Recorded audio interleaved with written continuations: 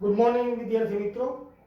गई काले छेल्ले आपणे एक्सरसाइज नंबर 1.3 ना दाखला नंबर 1 અને 2 નો અભ્યાસ આપણે કર્યો હતો।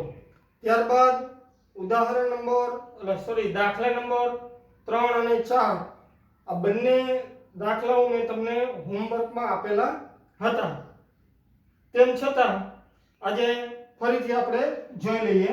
એક્ઝામ્પલ નંબર 3 एग्जाम्पल नंबर 3 તમને આવું આપેલું છે ગણ a બરાબર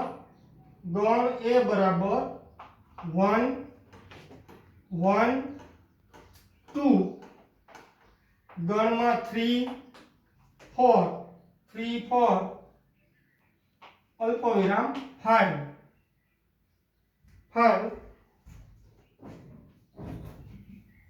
છે 5 છે। નીચેના પૈકી કયા વિધાન અસત્ય છે અને શા માટે? તો નીચેના પૈકી કયા વિધાન અસત્ય છે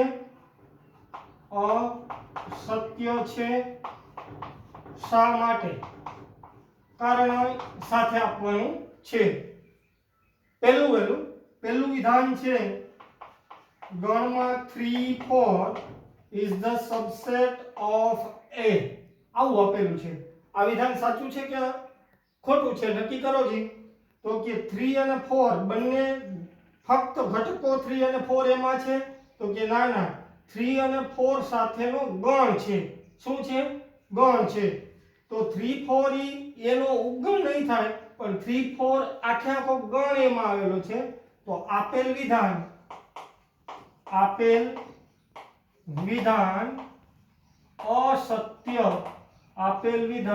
અસત્ય છે।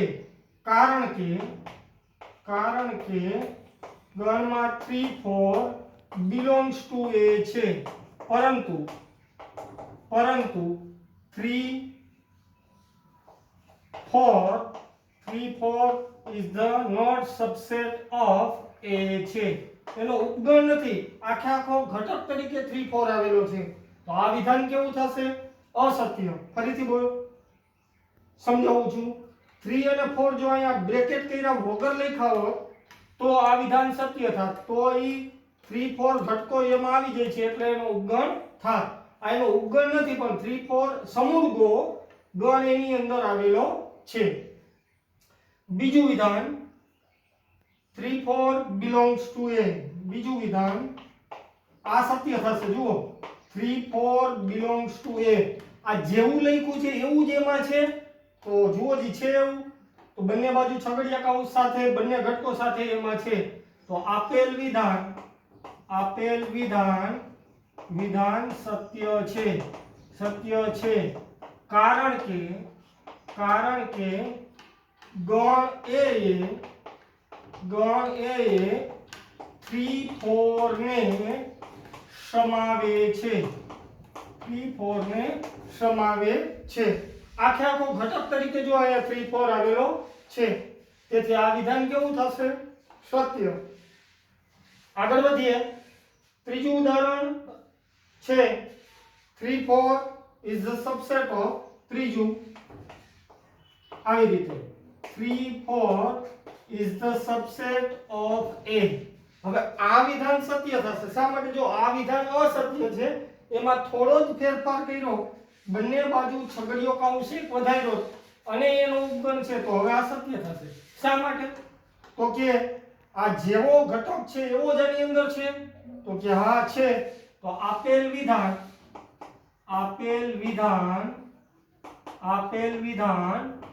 સત્ય છે। કારણ કે તે ઘટક ગણ એ 3 4 ને ઘટક તરીકે સમાવે છે। तो आ 3 विधानो थया बराबर જોઈ લ્યો ક્યાંય ન સમજાય તો પૂછી શકો છો કોમેન્ટ કરીને એને ઝૂમ કરીને બતાવો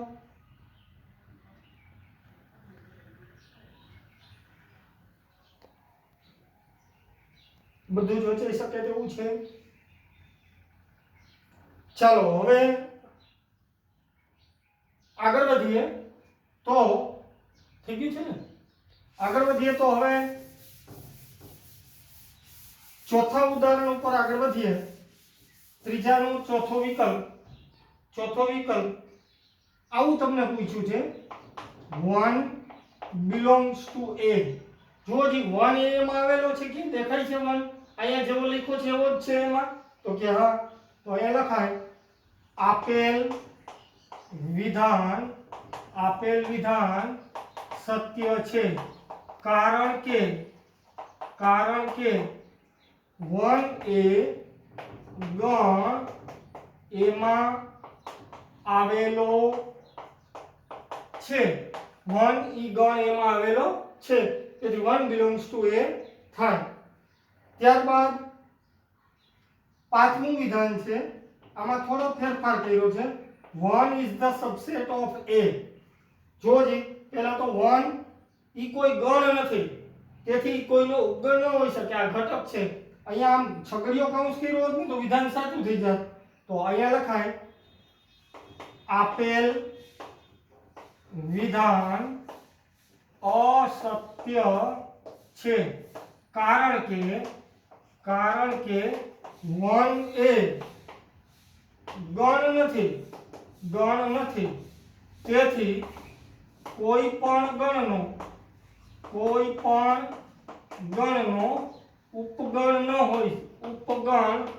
ન થઈ શકે ફરીથી સમજાવું છું અહીંયા 1 ઈ ઘટક છે ગણ નથી ગણ હોય તો ઉપગણ કરવાની વાત આવે આ તો ઘટક છે ઘટક કોઈનો ઉપગણ હોઈ શકે નહીં belongs to હોઈ શકે અહીંયા belongs to હતું તો એ વિધાન આપણે સાચું કીધું અહીંયા ઉપગણ છે તો આ બાજુ તો ગણ તમારી પાસે છે જ નહીં તો વાત જ કરવાની આવતી નથી કે 1 ઈ આનો ઉપગણ થાય કારણ કે 1 પોતે ગણ નથી બરાબર તેથી આપેલ વિધાન અસત્ય છે કારણ કે 1 એ ગણ નથી તેથી કોઈ પણ ગણનો ઉપગણ ન થઈ શકે ત્યારબાદ છઠ્ઠું વિધાન 1 to 5 is the subset of a ગણમાં 1 to 5 is the subset of a જોજી અહીંયા જેવો 1 લખ્યો છે એવો જ એમાં છે હા 2 એકલો છે હા 5 એકલો છે હા તો આ ગણના દરેક ઘટકનો સમાવેશ એમાં થાય છે ઘટક તરીકે તો આ વિધાન સત્ય છે કારણ કે આપેલ ગણના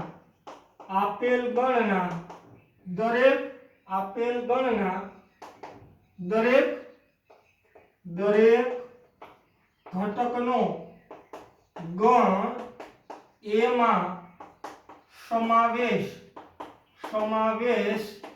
થાય છે આપેલ ગણના દરેક ઘટકનો સમાવેશ ગણ એમાં થઈ જાય છે તેથી આપેલ વિધાન કેવું થાય સત્ય ફરીથી આપણે જોઈ લઈએ 1 belongs to a એટલે કે 1 એ એમાં આવેલો છે તો કે હા તેથી આપેલ વિધાન સત્ય છે કારણ કે ઈ ગણ એમાં આવેલું છે 1 is the subset of a તો આ વિધાન ખોટું છે કારણ કે અહીંયા તો ગણ જ નથી ગણ હોય તો ઉપગણની વાત આવે તો આપેલ વિધાન અસત્ય છે કારણ કે 1 એ ગણ નથી તેથી કોઈ પણ ગણનો ઉપગણ ન થઈ શકે ત્યારબાદ છઠ્ઠું વિધાન ગણમાં 1 to 5 is the subset of a આ વિધાન જુઓ જી 1 to 5 નો ગણ એમાં સમાવેશ થાય છે તો કે હા તો આ વિધાન સત્ય છે કારણ કે આપેલ ગણના દરેક ઘટકનો ગણ એમાં સમાવેશ થાય છે ઝૂમ કરીને બતાવો ને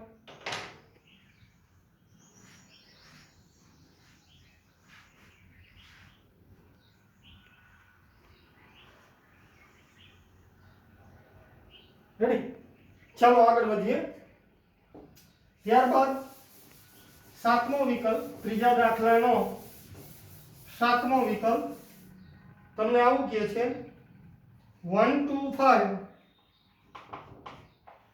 1 2 5 belongs to A.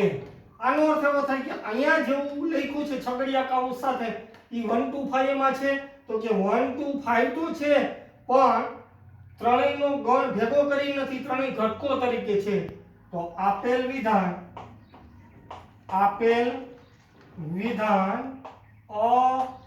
અસત્ય છે, કારણ કે ગણ એમાં 1 2 5 આવો એક ઘટક કે ભેગો છે નથી, માં 1 2 5 ઘટક તરીકે નથી, તેથી આપેલ વિધાન કેવું થાય? અસત્ય. હવે આઠમું 1 2 3 આઠમું વિધાન 1 2 3 is the subset of A. તો જુઓ જે અહીંયા કેટલા ઘટકો છે 1 2 3 અલગ અલગ ઘટકો 1 2 3 આમાં છે, તો કે અહીંયા 1 છે, હા 2 છે, હા પણ 3 એકલો નથી. જો 3 સાથે 4 ની જોડી કરી અને ગણમાં લખેલી છે, તો 3 એકલો ઘટક ક્યાંય દેખાતો નથી, તેથી આ ગણ એનો ઉપગણ થશે નહીં, કારણ કે 3 ઘટક તરીકે નથી. તો આપેલ વિધાન અસત્ય છે, કારણ કે ગણ એમાં 3 ઘટક તરીકે નથી. ઓમ ઘટક તરીકે છે પણ ગણમાં ગણનો ઘટક છે. જો ગણમાં આ ગણ એનો ઘટક 3 છે, ખાલી ગણનો ઘટક નથી, તેથી આપેલ વિધાન કેવું છે? અસત્ય. હવે આગળ વધીએ તો નવમા ઉદાહરણ ઉપર નવમો વિકલ્પ તમને આવો આપ્યો છે 5 is belongs to A. તો તમારે જોવાનું આ જેવો ઘટક લખ્યો છે એવો એમાં છે ક્યાં? નથી. અહીંયા હું આ લીટી રહી એ દૂર કરીશ તો 5 is the subset of A, તો ઈ વિધાન સાચું થઈ જાય. તો અહીં આપેલ વિધાન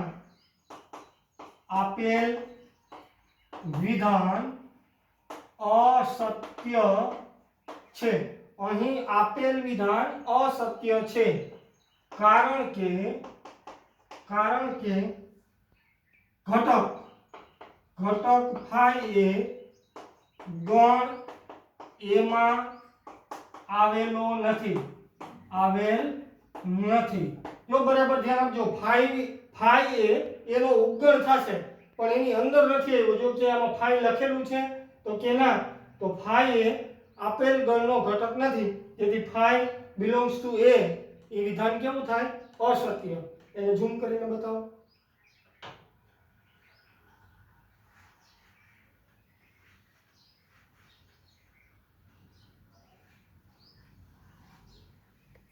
આને સમજો, જેટલા આપણે દાખલા લીધા એ તમામે તમામ સમજો અને બબે 3 વખત લખવાની પ્રેક્ટિસ કરજો, જેથી કરીને તમને બરાબર કંઠસ્થ થઈ જાય. હવે આગળ વધીએ 10મા વિકલ્પ ઉપર.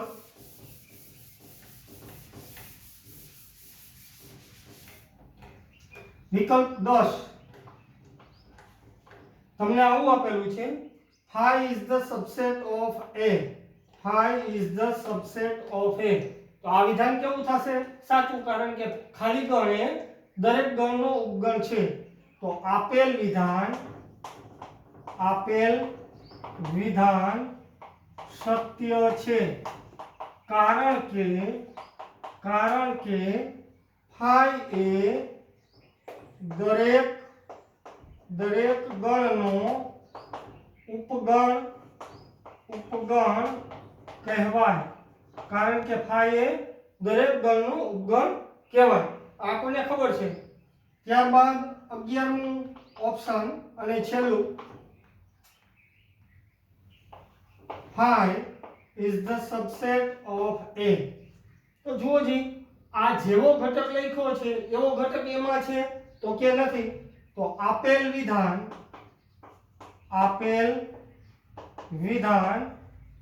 અસત્ય છે, કારણ કે ફાઈ એ ગણ એનો ઘટક નથી. જો ફાઈ એ ગણ એનો ઘટક હોત ને, અહીંયા ફાઈ કે લખ્યું હોત ને, તો આ વિધાન કેવું થઈ જાય? સાચું. અન્યથા આ વિધાન કેવું થાય? અસત્ય. તો એને ઝૂમ કરીને બતાવો.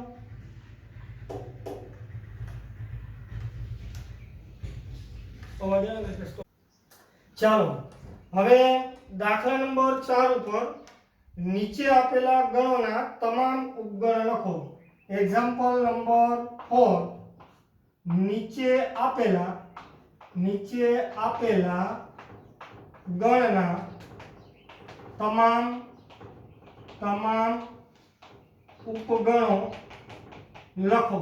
આવી તમને ઇન્સ્ટ્રક્શન આપેલી છે. એમાં પહેલો વિકલ્પ તમને ગણ એ બરાબર, નામ નથી આપ્યું, હું નામ આપી દઉં છું એ. આવો ગણ આપેલો છે.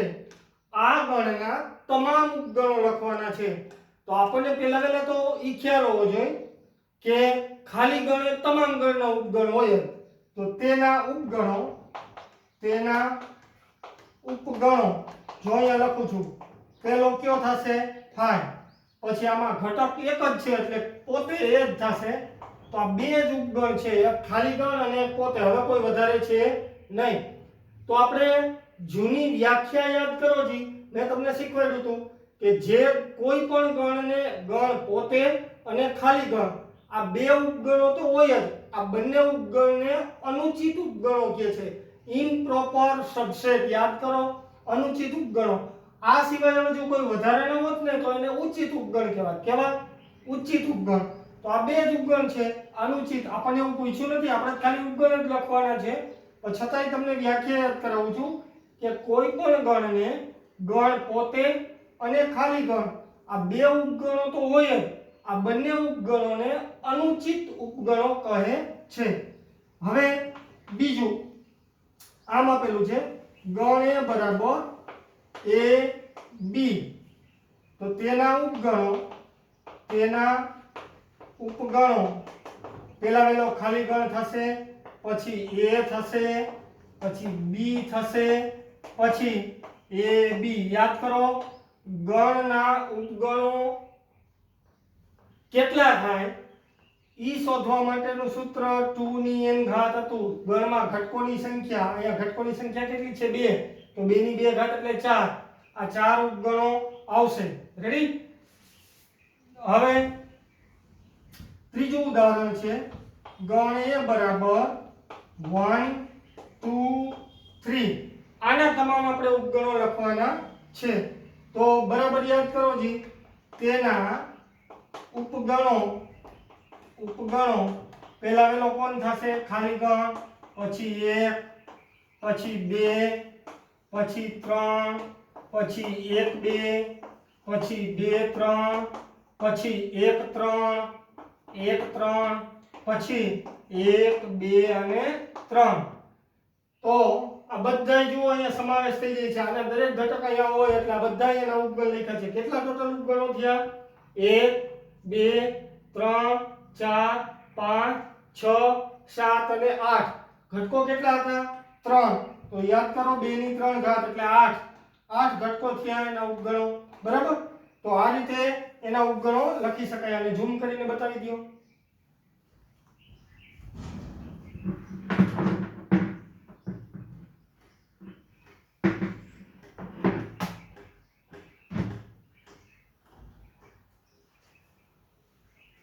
બરાબર વચ્ચે એવી રીતે વધારે ઝૂમ કરજો. રેડી? ચાલો આગળ વધીએ.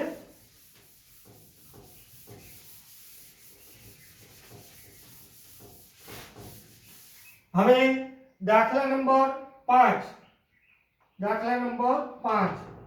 જો a બરાબર ખાલી ગણ 5 હોય તો p of a ને કેટલા ઘટકો હશે? તો પહેલા તો તમારે આનો અર્થ શું થાય ઈ તમને ખબર હોવી જોઈએ.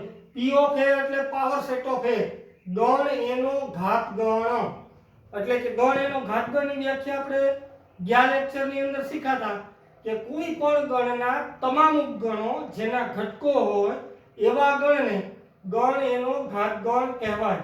ગણ એના તમામ ઉપગણોથી જે ગણ બને ને એને ગણ એનો ઘાત ગણ કહેવાય. તો હવે એ બરાબર તમને શું આપેલું છે? ખાલી ગણ. ખાલી ગણમાં ઘટકોની સંખ્યા કેટલી હોય? 0. તો અહીં p ઓફ a ના ઘટકોની સંખ્યા બરાબર આને આમ લખાય number of power set of a. તો number of power set of a બરાબર 2 ની n ઘાત, જ્યાં n બરાબર ગણમાં રહેલા ઘટકોની સંખ્યા બરાબર 2 ની 0 ઘાત બરાબર 1. તો ઘટક આટલા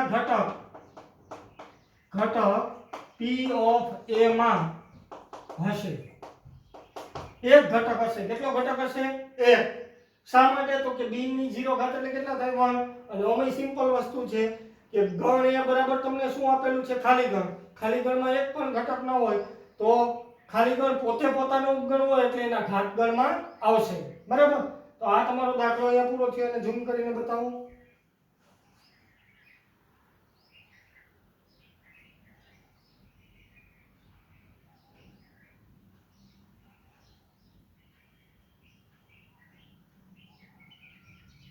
બરાબર? ચાલો હવે દાખલા નંબર 6 માં આપણે આગળ વધીએ. છઠ્ઠો દાખલો, નીચેનાને અંતરાલ સ્વરૂપે લખો. છઠ્ઠો દાખલો, નીચેનાને અંતરાલ સ્વરૂપે લખો. તો નીચેના જે ગણ આપ્યા છે એને આપણે અંતરાલ સ્વરૂપે લખવાના છે.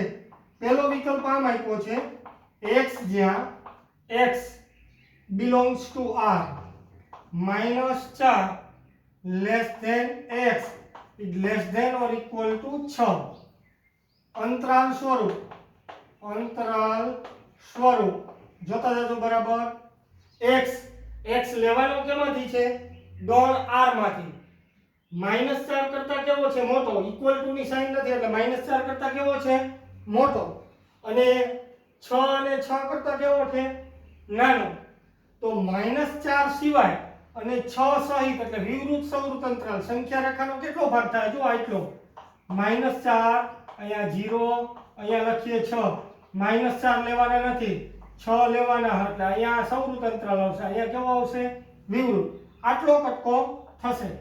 તો આ તો ખાલી તમને સમજાવવા માટે ડ્રો કર્યું છે. તો અંતરાલ સ્વરૂપ બરાબર આમ થાય, વિવૃત અંતરાલ -4, સવૃત અંતરાલ 6. આ તમારો જવાબ થાય. બીજો વિકલ્પ તમને આમ આપ્યું છે, x જ્યાં x belongs to r -12 is less than x is less than -10 bracket ગણ પૂરો. તો ક્યાંથી ક્યાં સુધીનો? x r માંથી તો લેવાનો જ છે પણ -12 નથી લેવાના. જો ઇક્વલ ટુ નથી, અહીં ઇક્વલ ટુ નથી, તો -12 અને -10 વચ્ચેનો કટકો લેવાનો. આ સંખ્યા રેખા ડ્રો કરો. અહીંયા -12 હોય, અહીંયા -10 હોય, તો આ બંને લેવાના નથી, એની વચ્ચેના તમામ લેવાના છે. તો અહીંયા લખાય અંતરાલ સ્વરૂપ બરાબર વિવૃત અંતરાલ -12 થી -10. આ એનું અંતરાલ સ્વરૂપ થશે. હવે આગળ વધીએ ત્રીજા વિકલ્પ ઉપર. તો ત્રીજો વિકલ્પ તમને આવું કહે છે, x જ્યાં x belongs to r 0 is less than or equal to x is less than 7. તો નક્કી કરો જે આમાં તમારી રીતે ક્યાં સુધીનો ભાગ આવે. 0 લેવાનો છે તો કે હા ઇક્વલ ટુ ની સાઈન છે. 0 થી લઈને ક્યાં સુધી? 7 લેવાના નથી. તો આનું અંતરાલ સ્વરૂપ બરાબર સવૃત અંતરાલ 0 થી લઈ અને વિવૃત અંતરાલ 7 એટલે કે 0 નો સમાવેશ થશે પરંતુ 7 નો સમાવેશ થશે નહીં. આ એનું અંતરાલ સ્વરૂપ આવશે. ત્યારબાદ છેલ્લો અને ચોથો વિકલ્પ તમને આવું આપેલું છે x જ્યાં x belongs to r 3 is less than equal to x is less than equal to 4. તો જો જે આ બંને જગ્યાએ ઇક્વલ ટુ ની સાઇન સાથે આપેલી છે બરાબર, તો 3 અને 4 બંનેનો સમાવેશ આ ગણની અંદર આ અંતરાલની અંદર થશે. તો અહીંયા લખાય અંતરાલ સ્વરૂપ બરાબર સંવૃત અંતરાલ 3 4 3 થી લઈ અને 4 સુધી તેની વચ્ચે આવતી તમામ સંખ્યાઓ છે. તો આ થઈ ગયો આપણો દાખલા નંબર 6 પૂરો. અને ઝૂમ કરીને બતાવી દો.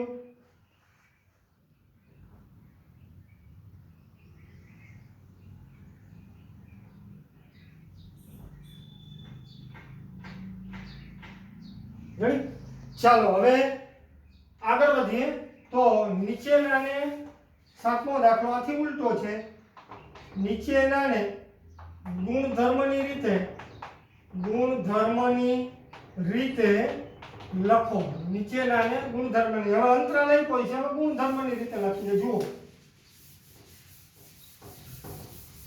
સાવ સહેલું છે, કઈ છે નહીં. પહેલું સાતમા દાખલામાં પહેલું વિવૃત અંતરાલ -3 0. તો -3 અને 0 નો સમાવેશ નથી કરવો, તો ગણ સ્વરૂપ બરાબર x જ્યાં x belongs to r આટલું જ કરવાનું છે. -3 લેવાના છે ના, વિવૃત અંતરાલ છે એટલે less than x less than 0. આ એનું ગુણધર્મની રીતે દર્શાવાઈ ગયો. આ જ રીતે બીજું આમ આપ્યું છે સંવૃત અંતરાલ 6 થી 12. તો સંવૃત છે એટલે 6 અને 12 બંનેનો સમાવેશ કરવાનો છે. તો ગણ સ્વરૂપ ગુણધર્મની રીતે બરાબર આમ લખવાનું x જ્યાં x belongs to r 6 is less than equal to x is less than equal to 12. Ready? 6 અને 12 સહિત તેમની વચ્ચે આવતી તમામ સંખ્યાઓ. હવે ત્રીજું ખાલી આવું છે 6 12. અહીંયા સંવૃત, તો ગણ સ્વરૂપ બરાબર x જ્યાં x belongs to r 6 is less than x is less than equal to 12. જુઓ અહીંયા સંવૃત અંતરાલ હતો એટલે 6 નો સમાવેશ કરવો હતો એટલે ઇક્વલ ટુ લીધું. અહીંયા વિવૃત અંતરાલ છે, 6 નો સમાવેશ કરવાનો નથી એટલે આપણે ઇક્વલ ટુ દૂર કર્યું, ફક્ત લેસ ધેન છે. હવે ચોથું સંવૃત અંતરાલ -23 થી વિવૃત અંતરાલ 5. તો આનું ગણ સ્વરૂપ બરાબર x જ્યાં x belongs to r x જ્યાં x belongs to r -23 કેવો અંતરાલ છે? સંવૃત, તો less than equal to x is less than આ વિવૃત અંતરાલ છે એટલે less than 5. આ તમારો જવાબ થશે. અને ઝૂમ કરીને બતાવી દો.